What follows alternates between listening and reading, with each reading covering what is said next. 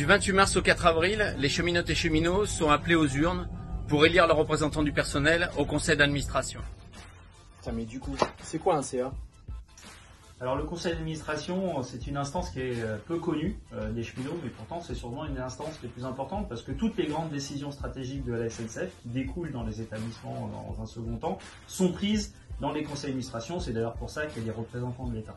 Je vais utiliser 3 exemples pour montrer l'importance des conseils d'administration, en tout cas des décisions qui sont prises dans les conseils d'administration. Une des décisions très importantes, c'est l'histoire du fonds concours. Voilà. Aujourd'hui, la SNCF, il y a une ponction sur les bénéfices de la SNCF, c'est pour ça que la SNCF fait beaucoup de bénéfices, en 2024 de 1,7 milliard pour financer le réseau, que je rappelle qui n'appartient pas à la SNCF mais à l'État. SNCF Réseau n'est que le gestionnaire. Donc ça, c'est une des décisions qui sont prises dans ces conseils d'administration et tout le monde aura bien compris les conséquences. Si vous prenez 1,7 milliard d'euros sur le groupe, c'est autant d'argent en moins pour augmenter les salaires et pour embaucher à la SNCF. Voilà. Deuxième exemple que je peux prendre, c'est le recours aux filiales. Voilà. La décision dans le cadre des appels d'offres à TER, à Intercité et à Transilien, la décision politique de passer non pas par la SNCF mais par des filiales a été prise en conseil d'administration. Tout le monde aura bien compris que si on passe par une filiale, évidemment c'est pour pas garder les conditions sociales qu'on a aujourd'hui à la SNCF. Donc ça, c'est une décision qui a été prise en conseil d'administration.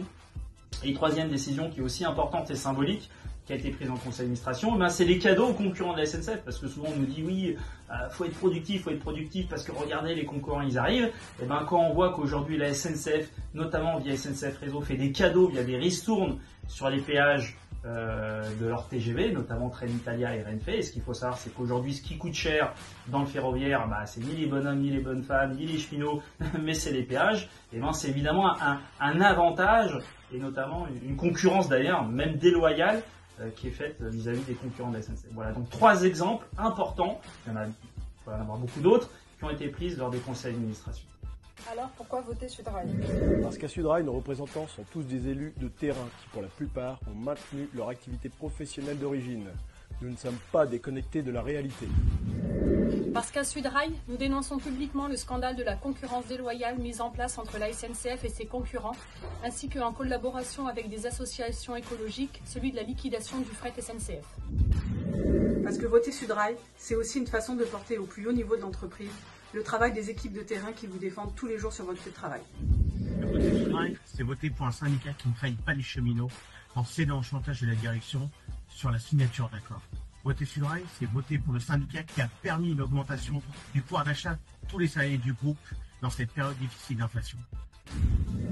Il est donc important de voter pour des élus qui tiendront la part du service public, continueront de lutter contre la désintégration totale du système ferroviaire et affirmeront les enjeux ferroviaires dans la crise écologique. Du 28 mars au 4 avril, on vote et on fait voter Sudrail.